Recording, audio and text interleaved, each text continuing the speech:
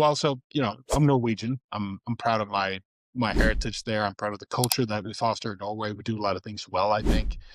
But there are some things, some missteps we take too. And I think it's connected to the fact that Norway is a country of, 5.5 million people, and we have the largest sovereign wealth fund in the world. We're a very rich society. And sometimes I think that can lead us to make mistakes that are, unintended and have downstream consequences that a lot of people maybe didn't foresee at the time, but then in hindsight should have been pretty obvious. And one of those things is the fact that in 2016, the Norwegian government basically enrolled the entire population into a psychological experiment that nobody really was informed of or consented to in some way.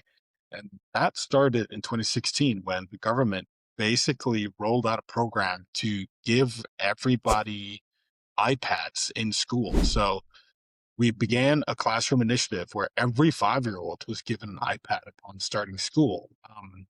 And by the way, a lot of this that I'm recounting now and talking about was recently summarized well in an article for the Sunday Times called "Free iPads Ruined Kids Reading in Norway." And how it's fighting back.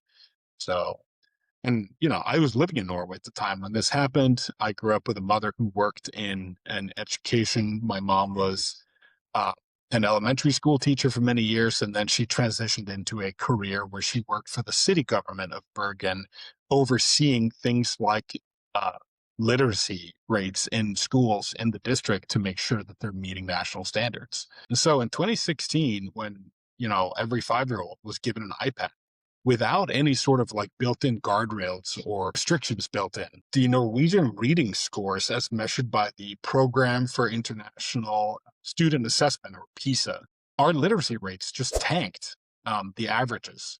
So in 2016, or 2015, I should say, before the program started, Norway had an average PISA or PISA score for reading that sat at 513, and we were above the average for the UK at the same time. And we're also above the average of 497 for the rest of the Organization for Economic Cooperation and Development, or the OECD, which is the administrator and assessor of the PISA test. And so Norway was above average on most comparisons, or excuse me, mean reading performance in 2016. And then all the kids get basically a tablet handed to them for free. And what do you think happened? Well, our reading scores basically just tanked. So at the moment, in Norway, out of a population of 5.5 million, something around like 500,000 Norwegians cannot read a text message or read or comprehend simple instructions. Holy shit. Yeah, that's pretty bad. And of the 65 countries measured for children's enjoyment in reading by the something called the Progress in International Reading and Literacy Study, or the PEARLS, Norway sits at the very bottom. And so, kids are left with a very depleted and hollowed out basic vocabulary sitting at around 17,000 words. If you compare that to kids who grew up learning to read physical books, my mom encouraged me to read books. She would buy me books that I could sit and hold and read. I also grew up before in the time before tablets and computers. So the average bookworm's vocabulary sits somewhere between 55,000 to 70,000 words. Is this happening because the iPads, like, they just weren't reading on the iPads, they're just doing other shit on the iPads? They're Or is just it doing because other shit on the iPad. They're consistently distracted by the iPad because Yeah. they were delivered to kids without any restrictions built in, so they could just go on YouTube, look at different websites, put social media apps on there, like around and do anything but reading, essentially. And reading takes focus, and focus is a skill. And if you don't practice it because you're continually distracted by digital dopamine hits and things that are flashing at you, you're not going to be a good reader. And that really, really tanks your performance in school. It tanks your ability to do well at things like job interviews and applying for colleges, or if you want to do anything really, people are going to assess you on, can you follow simple instructions? Can you read? Can you understand what we're telling you in a written communique? And Yeah. if you basically like pulling the rug out from kids' feet at that young of an age, you're really hampering the country's ability to be economically competitive. You're also just really stunting people's intelligence, or like emotional and intelligence development. Yeah. Because All it because of iPads.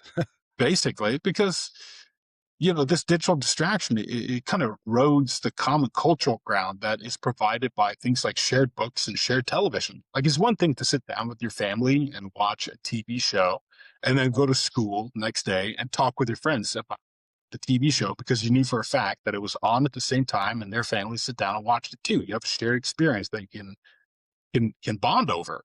But when everybody's on this like atomized version of the internet where everything is catered to the individual, nobody has like a shared reality anymore in that sense. And yeah, it just we kind of shot ourselves in the foot because we had all this money to buy iPads for everybody.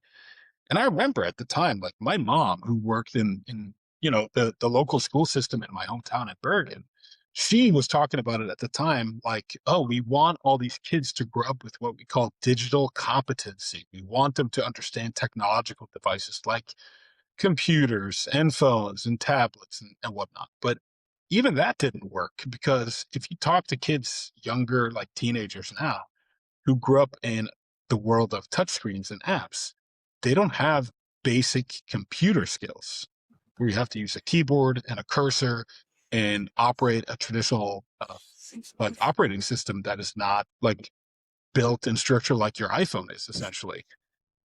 And so, yeah, I really like this quote by the former Minister of Education in Norway, Trine Skei Grande.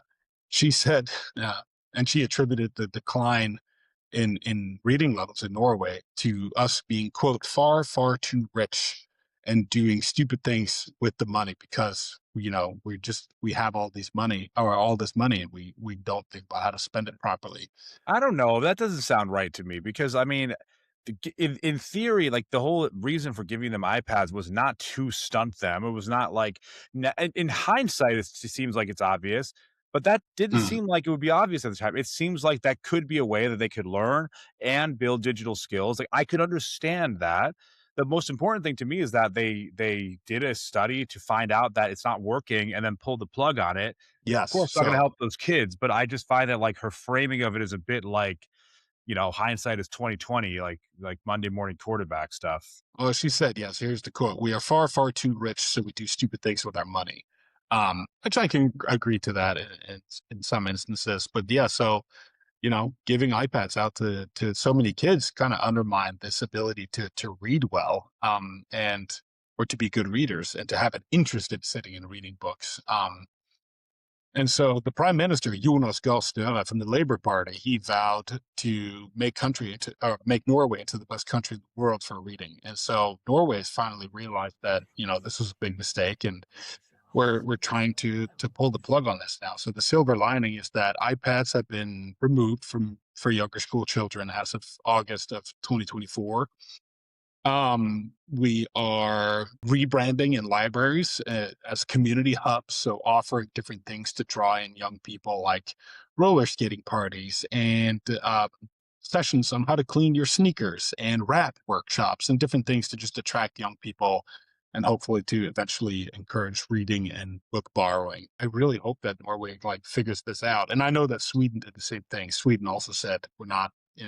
We're taking away the iPads from classrooms. And this also ties into what we talked about in a previous episode, like this phone-based childhood and how to undermines mental health in young people because it creates anxiety and feelings of insecurity and the fear of missing out. Like you have constant FOMO because you always see what your friends are up to and you feel like you're being left out, and constant distractions because everything is now condensed into 20-second clips on TikTok or whatever. So yeah, this is just another example of what can go wrong when you just uncritically hand out screens to 5-year-olds in a whole society. Yeah, I don't know. Maybe my perspective is colored by the fact that I live in the US.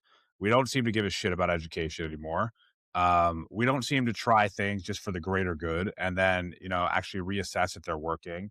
I Mm, feel like everything you described to me sounds like it's interesting from the fact that it had that much of a negative impact. yeah. But from the perspective of like, why does Norway do stupid shit with its money? I don't see it that way. That's not what it sounds like to me. It sounds like they tried something that you have to try to see if it works. It had logic behind it at the time, and they found it didn't work, and they changed it. And I think that's how you're supposed to do things. True. I Um, just feel bad for all the kids who had their reading ability stunted. us basically before they were, old enough to know what they were a part of. Yeah, it's like, I mean, it's not the same, but, like, it's like, how we used to have lead in paint here, I mean, we did it.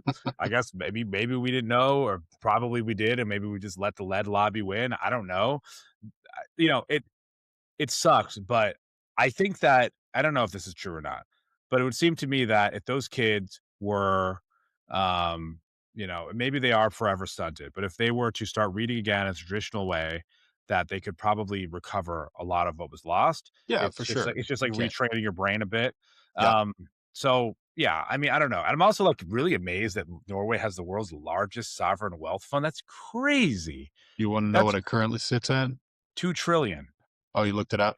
I did look it up. Yeah. $2 trillion for just the Norwe which is for a country of your size of Norway is insane. And Hmm. so basically what I it seems like this sovereign wealth fund owns, uh, like, basically, like, almost a little bit of every single global stock in the in the world. Yep. Plus it's been driven by oil revenues too, which I'm so Yeah. now I'm sure Norway's just raking it in right now, Yes. because of the Yeah. price of oil. So Yeah. but it's just like it just goes to show you, like, good I mean, from what I've learned, I'm not an expert on this, but from what I've seen, that it seems that Norway was not really always a very rich country. It seemed like it was No, until not the even not 60s, too. it was not. Yeah, I mean, it just Yeah. goes to show you what, like, intelligent, fiscal management does for you. And, if Yeah. you look at what we're doing in the US, where we just keep adding to the debt, uh, and our national debt payments are well over $1 trillion a year now, just to service the debt. That's not even paying it down. That's what takes away from programs like well-intentioned ones like the iPad thing that we can't afford to do here now. And so that's essentially like stealing from our kids because, okay, maybe it wouldn't be iPads, but maybe it would be like, free tuition or something, or, Yeah. government subsidized tuition. Those are the things that we lose, whereas Norway doesn't have to make those trade-offs. You don't pay for education in Norway Yeah. because they have enough money to pay for it. Yeah. I mean, I'm sure that it's different with the, just the economics and logistics of running a country of 5.5 million as opposed to, 330 million. But yes, it is definitely also comes down to differences in priorities and spending. Yeah. Damn, bro. Well, Yeah. okay, so, no iPads for kids. That's I No guess what I took iPads for for that. kids. If you wanted to read, give them physical books. Yeah, sorry, Apple. I'm sure you had grand plans to sell everyone an iPad at every student, every I school in the have one and I world, don't but use it. I should sell it. you should yeah, it's like it I feel like you have to really want to use it. It's like, Yeah. okay, I'm sitting on the couch, I need to do real work, but I can't do it on my phone, but I also don't wanna have my laptop in my lap. I just feel like the phones are so good now that it kind of, like, ate into that scenario a little bit. Yep.